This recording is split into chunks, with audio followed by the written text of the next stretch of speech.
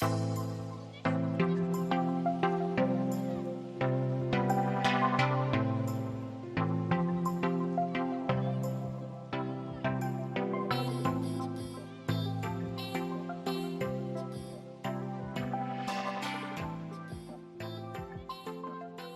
glaube, das Fühlen geht eine ganze Weile ganz gut. Und es kann dann sein, dass dir so tiefe Wunden geschlagen werden, du einfach nicht mehr willst. Sagst, ich habe keine Lust mehr da drauf. Und dann machst du einfach die Tür zu. Und da jetzt kommt nichts mehr rein.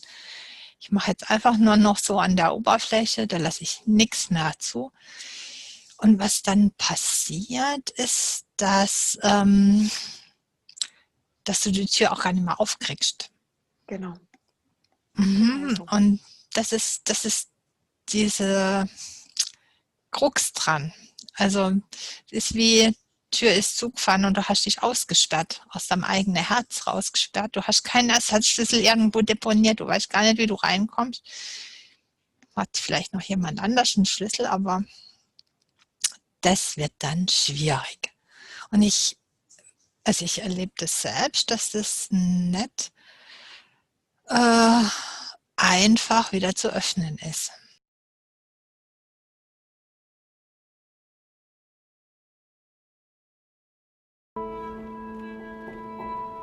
The last school that I went to was Provo Canyon School. And that was the worst of the worst. There's no getting out of there.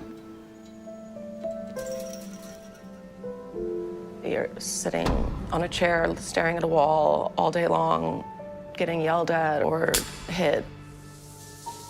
I felt like a lot of the people who work there got off on torturing children and seeing them naked. They would prescribe everyone all these pills. I didn't know what they were giving me. I would just feel so tired and numb. Some people in that place were just gone.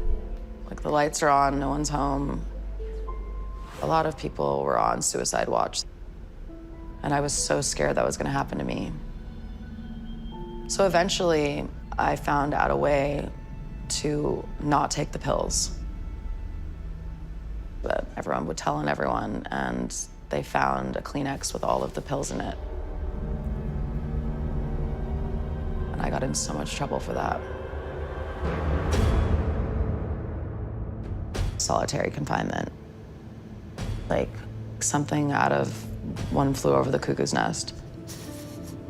They'd make people take their clothes off and go in there like for 20 hours. Felt like I was going crazy.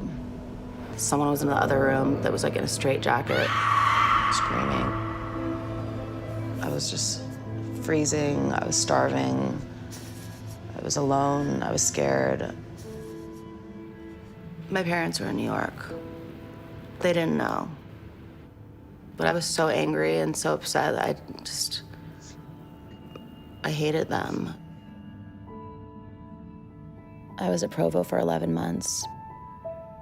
And the only thing that saved my sanity was thinking about what I wanted to do and who I wanted to become when I got out of there. I was going to do everything in my power to be so successful that my parents could never control me again.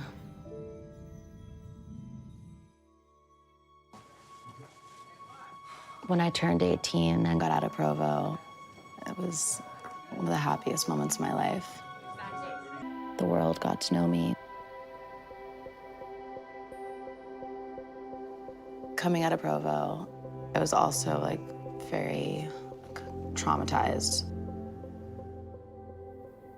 I never spoke to my family about it. I think all my anger just went into my drive for success.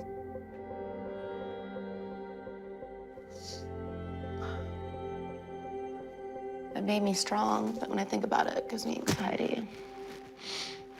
It's really hard.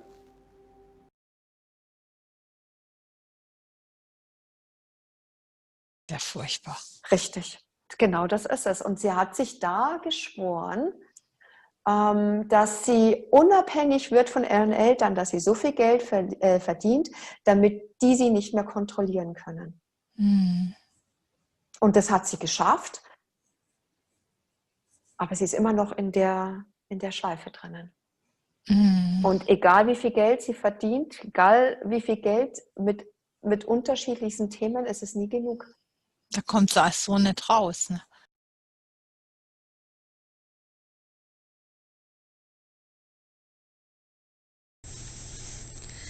A behavior modification program is also known as a wilderness program, therapeutic boarding school, wilderness camp, boot camp, or residential treatment facility. These programs and the methods they use are often cruel, unnecessary, and damaging to the children in their care. Standard behavior modification program uses what are known as thought reform or brainwashing techniques. Now, these techniques are split up into 4 phases in general, but in the programs, these phases turn into additional levels. They'll have half steps between each phase, or multiple steps between phase 1 and phase 2. But the principles are the same, and the outcomes are the same. Dr. William Sargent stated that 1 in 5 people who are subjected to this type of treatment never recover and become permanently insane or commit suicide. That is a statistic that is very frightening, and according to our own research, is very true. That it doesn't matter how many levels they claim to have, that they are using this basic 4-phase technique of reforming your child's behavior and breaking their spirit.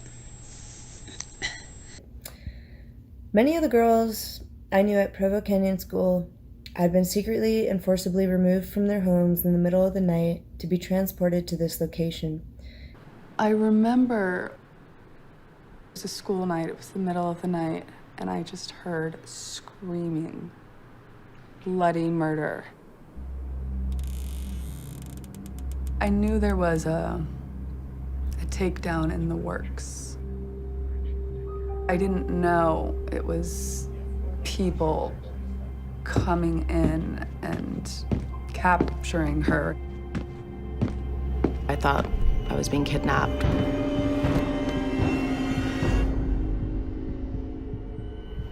I started screaming for my mom and dad, like, help me, and no one came.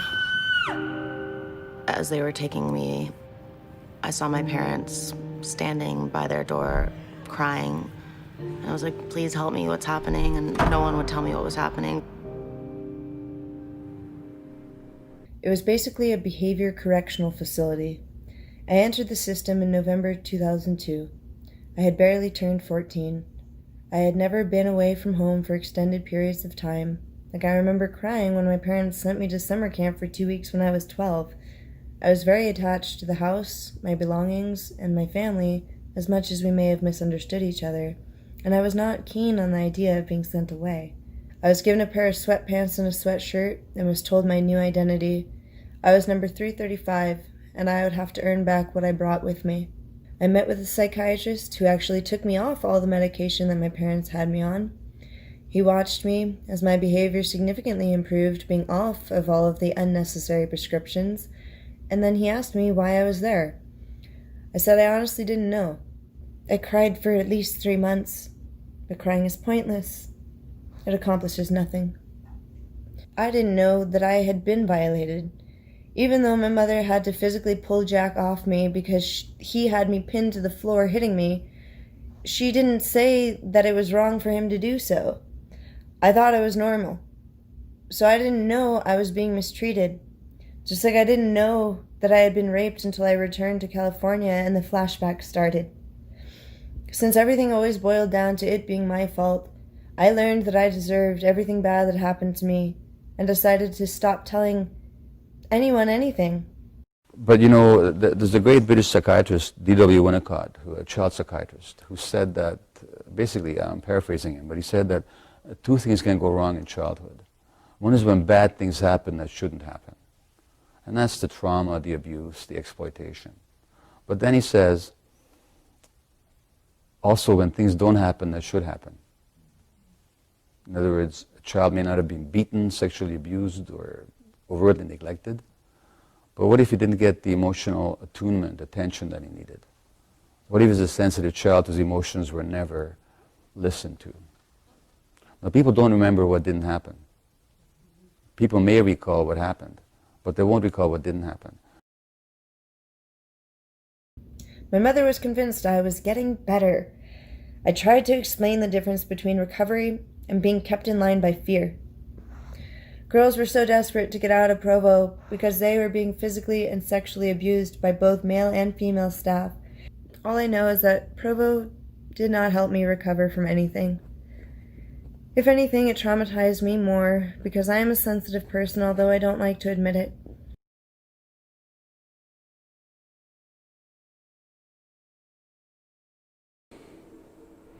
I have horrible insomnia. I'm scared to go to bed at night. No, yes. I always have this recurring nightmare, no matter what I do. I wish I could bring like a camera into my dreams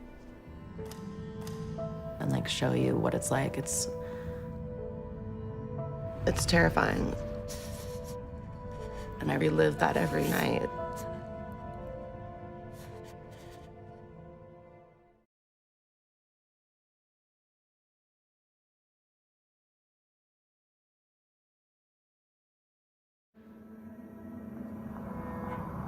I'm in bed, and these two people come into my room.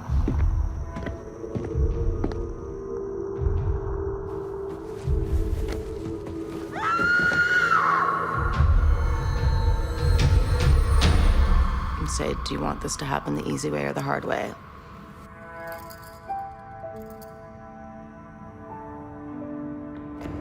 I'm trying to just run.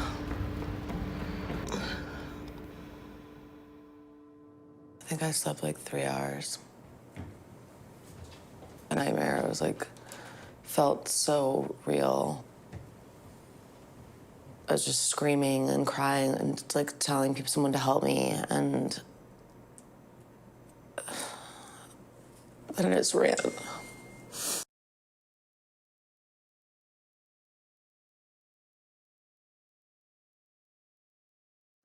Da kommt sie als so nicht raus. Ne? Genau, weil es immer noch, sie hängt immer noch in dieser Überlebensstrategie drinnen. Und den Schmerz anzusehen ohne professionelle Hilfe, also du brauchst, wie gesagt, es geht nicht um darüber reden oder sowas, ja, das ist ein Schritt. Aber du brauchst wirklich jemand, wie ich immer sage, muss im Tiefseetauchen ausgebildet sein. Und nicht jemanden, der nur schnorchelt. Ja.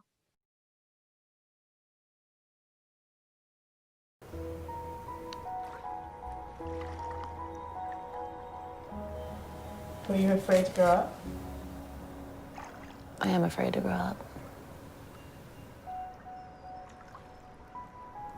Like, I know I am grown up. I don't know. I think after being at those schools, you lose your childhood.